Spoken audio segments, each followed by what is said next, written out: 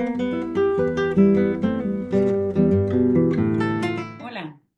I'm really excited about this conversation today. We're going to be talking about family language planning. My name is Dr. Xiomara Rivera Pagán. My expertise is in educational language planning and policy. I did my doctoral work focusing on educational language policies in U.S. school systems. And I've been a teacher for over 10 years. This topic is very personal to me because I am a Boricua living in the diaspora. I was born on the island of Puerto Rico and then raised mostly in the United States, although we traveled a lot. And for me, it was really interesting and noteworthy how language was used in our home, how language was used similarly to some of my peers, and then sometimes very differently from my peers. So, LUPA Talks is focused on having conversations around language and identity and how we can have joyful communication by being very intentional in the way that we speak, the way that we are proud of how we speak, and then the way that we listen as well. So, today's conversation, like I mentioned, is going to focus around family language planning. And so we can get starting. Today, we're going to talk about what it is, how to do it, why it's important. So, the agenda or what we're going to talk about today is language planning for families, what it is, why it's important, why it matters, deciding on specific language goals, how to get in uncomfortable conversations. And that might sound a little bit nerve wracking, but it's actually a great thing. Language delay concerns, next steps and additional resources. And then if you guys have any questions, I'll let you guys know how to get in touch with me. So, before we even begin, I don't want to assume that anyone has any sort of understanding. I want to come together with a group shared understanding of what language planning for families means in this context. So, language planning for families refers to the intentional process of shaping how a family uses language to meet communication goals within the home, extended family, and people outside of the family. This includes languages that are used by the parents and caretakers in certain locations during certain tasks. And these decisions are often based on communication goals or connection to family, culture, and heritage. So, an example of that would be a family has two parents who have families that speak two different home languages. So, parent A family speaks Spanish and English. Parent B family speaks English only. The parents want the kids to feel comfortable and confident speaking to both families in both languages without favoring one over the other. And so today's conversation is all about how to do that. If you feel that you have either languages within your home, your culture, that you want to be intentional about planning in order to make sure that, and I'm going to use a lot of examples about children because that is often the question of how to kind of transfer the language over to children. But the reality is that families look all sorts of different ways, shapes, and sizes. So you might be a family of two or a family of three. The point is, you can have this conversation with your partner at any point because the conversation of language planning for your family is essentially just being intentional about using language in order to maintain those connections, either to your home, your language, your culture, whatever it is. So all of this you can use either for smaller families or larger families. And so why does language planning matter for families? I don't have to tell you all that families have a lot going on, and whatever doesn't get planned for often gets left behind. And so, something that is really important and shows up later on in life are questions around where are we from? Why do I speak the way that I do? How do I connect with family members? So, one of the most important reasons why I think family language planning is so important in conversation and in action is because creating and maintaining connections to parents, extended family, and your identity say are not only key early in life, but they're key throughout your life. These are questions that we are constantly asking ourselves and reflecting on. And we want to ideally give the members of our family as many resources as we can, as early as we can, in order for them to create and maintain connections to family members, to other parents, to extended family, to their community, and especially for their identity, for them to understand maybe a home language, a home culture, and be able to feel connected to it. There are different ways to establish bilingualism, multilingualism. So, language planning is really key because you can do it perhaps at the same time, simultaneous.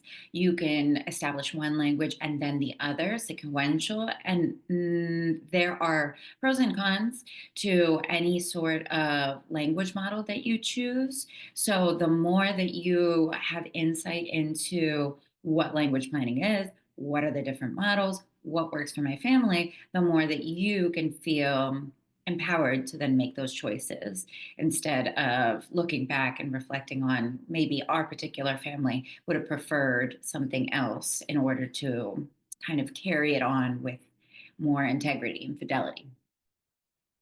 And the really important reason, at least in my home, that was a home language that was one outside of the dominant language. So in my home, we spoke Spanish, and we were raised in the United States. And so in many places where we were, English was the dominant language. So English was not only out in the community with our friends, with other people, but it's also on TV, in the media. So there's a lot of input that's coming in to your family in whatever dominant language you are in. Most of us that are probably tuning into this are going to be in the United States.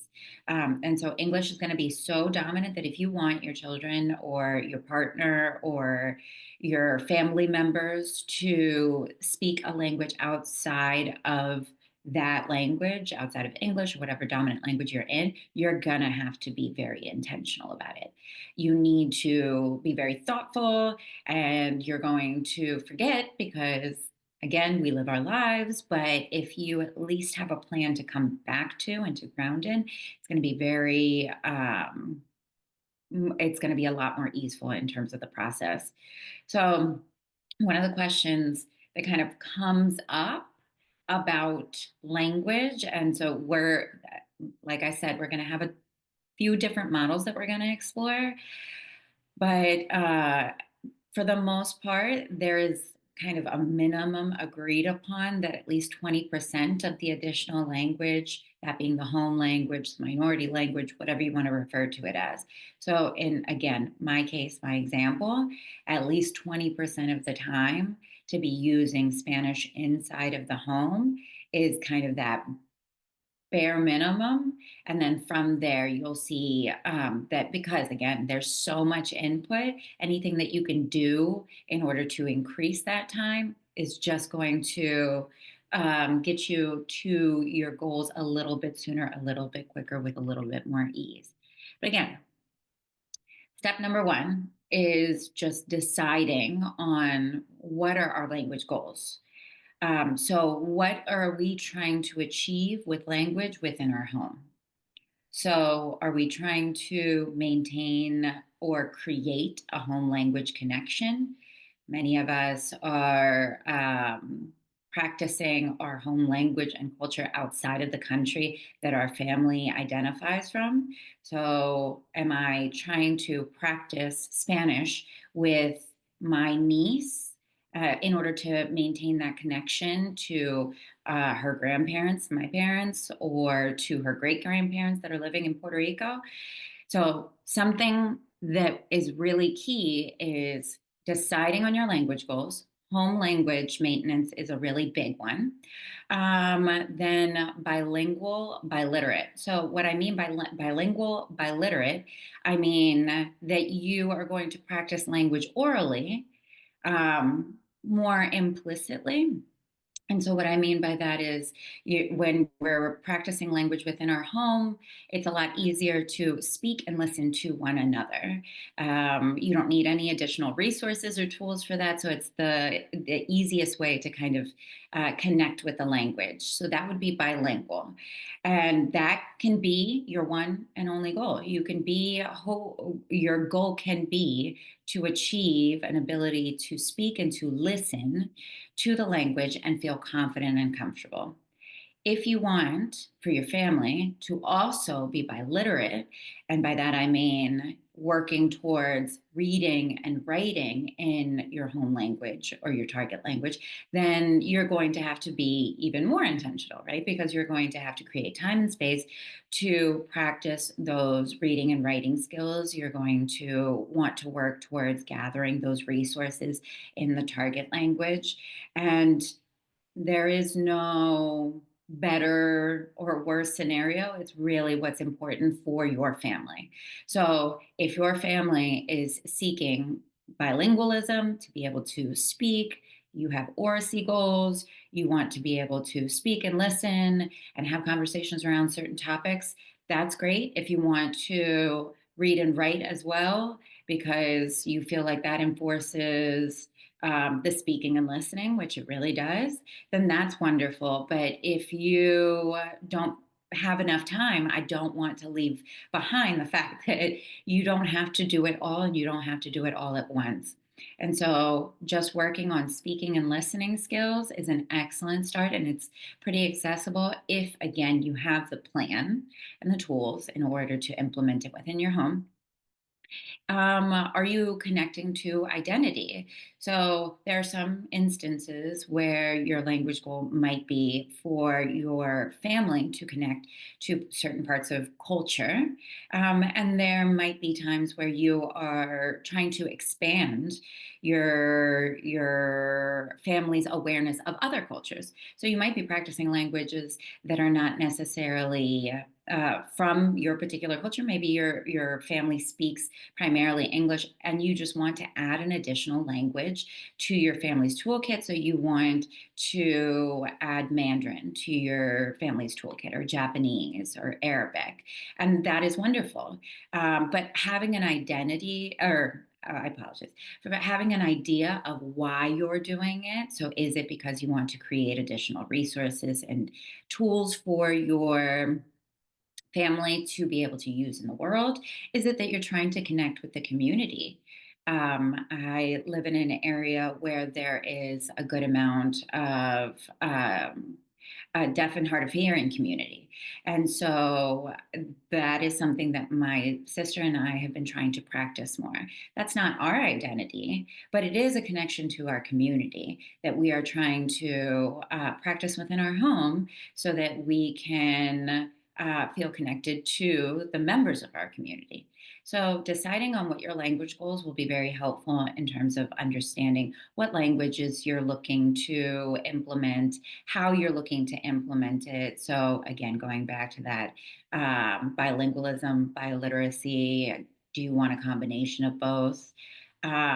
So, step number one, deciding on language goals.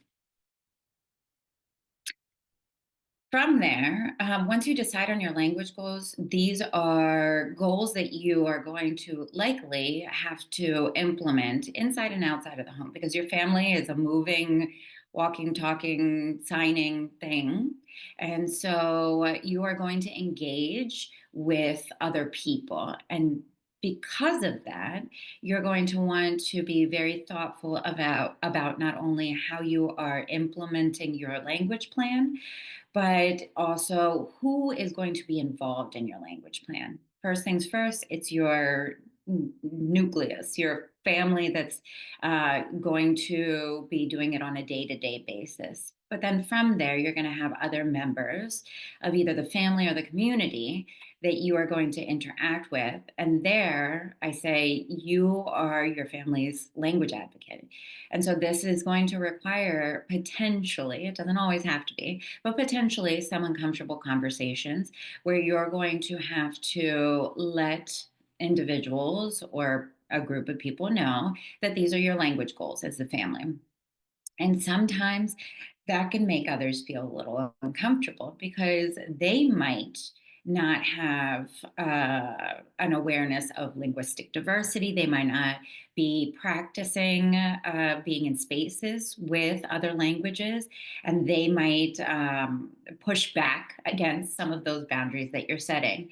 And so, in those spaces, it's really key to kind of come in the same way that you would for any what they call courageous conversations, uncomfortable conversations is what we call them in my house, because it is uncomfortable and that's okay. The point is that you're going into these spaces, ideally in a time where everyone is. Has space to communicate how they feel, and you can talk about your language plan and you can explain to those members of the family or of the community why it's so important. I have a friend of the one of my friends. She's raising her children bilingually, and one of her aunts that she cares for deeply has a really hard time because she is not proficient in Spanish. She's raising her children in primarily Spanish within the home, and it makes her uncomfortable to not understand what the children are saying. And although my friend has mentioned many times, they are developing bilingualism, and so they are just more proficient in this moment in Spanish, but they will be able to develop that proficiency over time. Take risks, take language risks, ask them, what is that? Como se dice? And she kind of gives her tools. And some family members will kind of go along for the ride because they understand how important it is. And some might really push back. And so I think helping out with those uncomfortable conversations by having them ahead of time and letting them know why it is so important to you that your family speaks in a certain way will hopefully help avoid some uncomfortable moments and help them actually understand that they are part of your language plan. Similarly, for school systems, schools, all schools have a language policy to some extent. Some are intentional because they might be a bilingual school. And so they're saying, oh, yeah, we want to be really intentional about speaking these languages in these ways. And then many schools, especially in the United States where I'm located, because they are English dominant, don't even think about it. And so, if you have children that are going to schools and you want to make sure to implement this language plan, you ideally let the teachers know or anybody who's going to be working with your child, because then hopefully they can be a partner in this language plan and understand and celebrate those moments where the child is kind of going back and forth in the language. If they say something in the home language in the school system, then hopefully they can celebrate it within the classroom environment and even engage other peers in understanding and learning about those additional languages. All of this to say that the more that you think about how you want to use language and then share that plan with other people in order to engage them in your language plan, hopefully the more that you find that you have partners in order to support these different language models that I'm about to present. Because in a space where you are trying to practice a non dominant language, it is challenging. And so, anything that you can do to find partners and allies and other advocates for your family to use the language, the more ease that you're going to find and the more fun that hopefully you'll be able to have with your language plan. Different language models. And like I said at the very beginning, different language models are different language models. There is no superior language model. Everyone loves to talk about immersion, and we all strive for kind of those immersive experiences. But the reality is that the perfect language model is the perfect one for you. And so, some examples of that are just completely using the minoritized language or the home language at home. So, for example, you're living in Maryland, predominantly English speaking space. You want to make sure that your child is practicing I'm going to keep using the example of myself just because it's an easy one. So my niece is learning Spanish and sign language. Why? Because our family speaks Spanish. And then the other side of her family speaks predominantly English. She's receiving that English input, living in a predominantly English speaking society. So where we're really putting in heavy Spanish input is at home. Additionally, my sister is also practicing sign language because of the community that we're living in. And it also is a really nice counterbalance of kind of tying the sign language with the Spanish, which is, it's really beautiful to see her doing. One parent, one language. And some of these models can kind of intertwine. This also happens with the case of my sister, where my sister predominantly speaks Spanish to my niece, and and her wife speaks predominantly English. And so again, my niece is receiving a good amount of input within the home. Then she comes over to my mother's house so that she can take care of her. So most of the day is that language at home Spanish. And so there's a good amount of input that's happening in that additional language. Going back to like that bare minimum that we were talking about, 20% or more, we're hoping that that input right now is happening in this combination model. And there are times where, for example, either you're implementing the language maybe at a later age.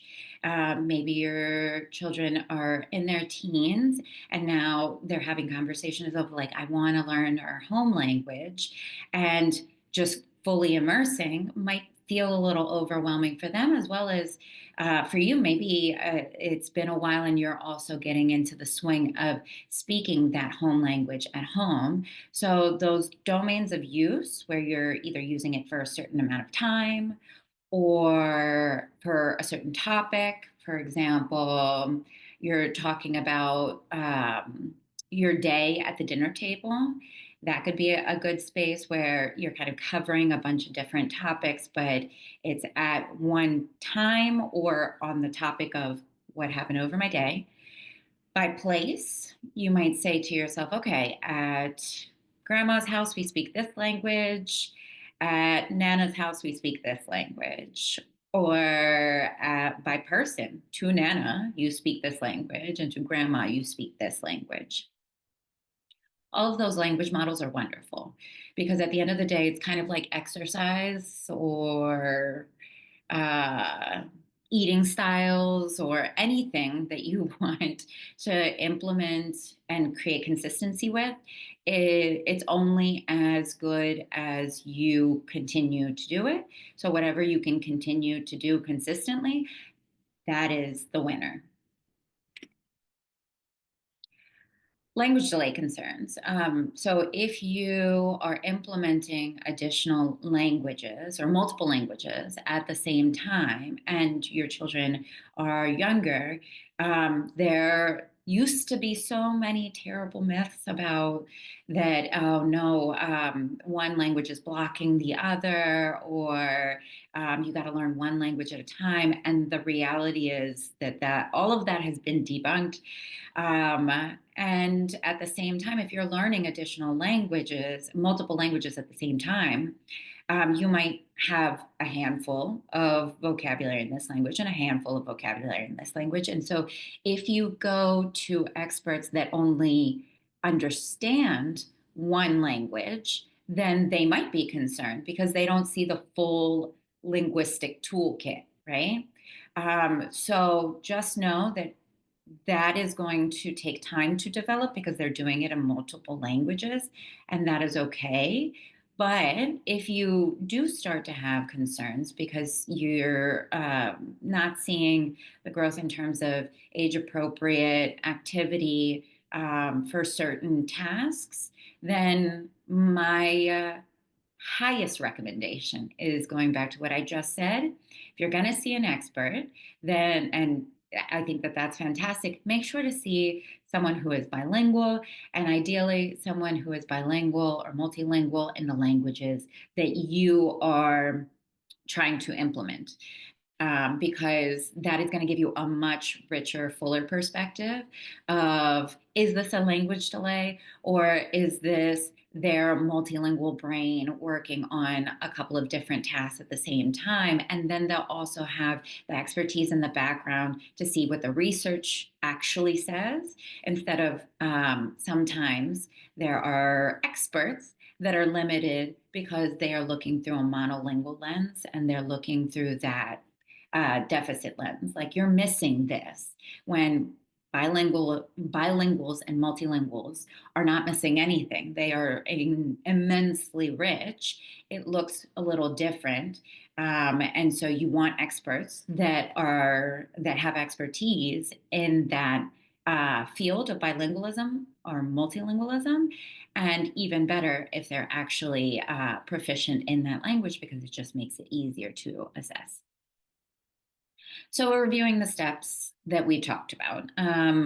We want to define the language goals as a family. And so as a family, that can look different ways. If you don't have children yet, then you want to define that with your partner. Have that conversation with your partner ahead of time. If you're starting to think about having children, or you have children that are very young, you and your partner might decide that for your children. And then if you have children that are a little bit older, then you can engage them in that conversation. And it could be a really rich conversation of, okay, well, I want to practice this home language because I want to share that identity as a parent with you guys, my children. But they might say, yeah, I want that. And I also want to add this other language because I'm really into graphic novels, and I want to read graphic novels in this particular language. So I encourage you to define what your language goals are as a family, whatever that looks like for you. Determine your language model. And like I mentioned, there is no better one than the other. But it is key that you practice it with a level of fidelity, that you, whatever it is, that you are consistent about practicing this language with this person, or this language for this amount of time, and do so for at least a few months, and then you can reassess. Review available tools and resources for support. Discuss, have these conversations with key community and family members, and then create an actual language plan. If you want, you can actually write it up as like a physical reminder, and then you can put it up on your fridge. I don't know if people still put things up on the fridge, but we do. So you can put it up on your fridge, or you can put it in your notes, or as a reminder in your phone, so that you are constantly thinking about this. Because again, the more that you want to practice a language that is one other than the one that's happening outside of your home all the time, the more that you're going to have to be really thoughtful about planning it and then doing it. So an example of what this could look like, and you'll find some familiarity, is Mom A speaks English and Spanish as her home languages. Mom B speaks predominantly English, but has practiced Spanish as an additional language. Their goal is they would like to create access to Spanish to connect with Mom A family, and give access to English to speak with Mom B family, and practice sign language to connect with the local community. Sound familiar? As part of its language planning, what language planning would look like is essentially Mom A will speak in Spanish and ASL. Mom B will speak mostly in English, but some Spanish. And you might say, well, why some Spanish? Because, again, I'm considering the context of the community that they live in, and because the community that they live in is predominantly English speaking, that input will come in. And so Mom B choosing to speak in more Spanish, in some Spanish even, then not only creates more input for the child, but it also creates this space where the child is seeing that both parents value that language. Both parents are seeing this language, using this language, and and essentially using it as an asset versus one when only one is speaking the language and it's the predominant language within their community. You might have children asking questions around, well, the why is this language even important if we're not even valuing it evenly within our home? Why aren't they practicing it? And it might be that just one parent is more proficient than the other. But even having those moments where some Spanish is being spoken, I think creates this opportunity for the children to see that the multilingualism, the bilingualism is the value. It's not that one language is better than the other. So primary care from mom A family is in Spanish until school, and family B primarily English, and attempts to learn some vocabulary in Spanish, like I mentioned, practicing that vocabulary in Spanish to value the language. Once school begins, maintain primary language for each family member. And this is the language plan that is working for right now. And the reality is that over time, they are going to probably want to revisit it. They might want to speak even more Spanish, or they might find that the Spanish is being practiced sufficiently in other spaces. So they might go in between, and that bilingualism, multilingualism, because we have ASL as well, will be more fluid. The more that the individuals are proficient, and the more that you are trying to establish it at the beginning and you are consistent about it, the more helpful it will be. So, next steps. If I were to give you next steps or homework or a challenge from here to kind of thinking about this, I would challenge you to chat with key family members to define clear language planning goals, determine a language plan, and then a check in. Because, like I said, you're experimenting at the beginning. And so you want to create a sense of consistency in order to make sure that is it the language model that is or isn't working for us. And if after a few months you realize this is not fitting into our schedule and we're not able to do it in the way that we would want to, the language plan is flexible. It is your plan, it is whatever works for your family. Discuss language ideology with family members when appropriate. And what I mean by that is the way that we view language. How are we valuing language? How are we talking about it as an asset? Um, how are we making sure that we value the full linguistic repertoire? So we're not saying, no, you don't say it like that. Instead, oh, wow, yeah, you said in English it's this, and how about in Spanish? And how about in ASL? And practice speaking positive reinforcement into that multilingualism, having those conversations with others who might feel a little bit less comfortable with a multilingual atmosphere will be very helpful. Celebrate translanguaging moments. So those moments where you hear either your partner or your children using that mix of the languages that you're practicing. It might start out in one language and end up in another language. And those are beautiful, rich moments where you're seeing their brain make these metalinguistic connections, these language connections, and saying, okay, I can start here, I can end here because I know this in this language and I know this in this language and I can put it together. That's a moment of celebration because before you walk, before you run, you walk, right? So taking those bits and integrating the additional languages, those are celebrations that we should be having. And find resources outside of the family to elevate additional languages. And speaking of additional resources, I do have a couple here. The first two are social media accounts that are magnificent in terms of giving strategies, tools, resources and it's all available on those two accounts. One of them is dedicated to just, I think she's an expert in bilingualism and as well as a mother. And then the other one is a speech language pathologist that comes through the lens of bilingualism. Highly recommend those two accounts. And then if you're looking for like an easy read, the Bilingual Families, a practical language guide, language planning guide. Wonderful text, actually right here.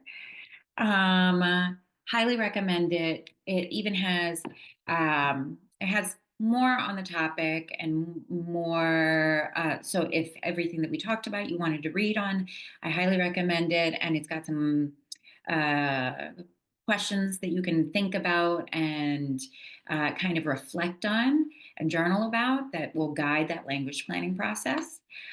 And then, if you are a parent and you are trying to implement additional languages, a book that I highly, highly recommend, Mother Tongue Tied, is an excellent resource. It not only has research, but it has personal anecdotes that speak to the fact that it can be challenging to provide these spaces for additional languages for your family.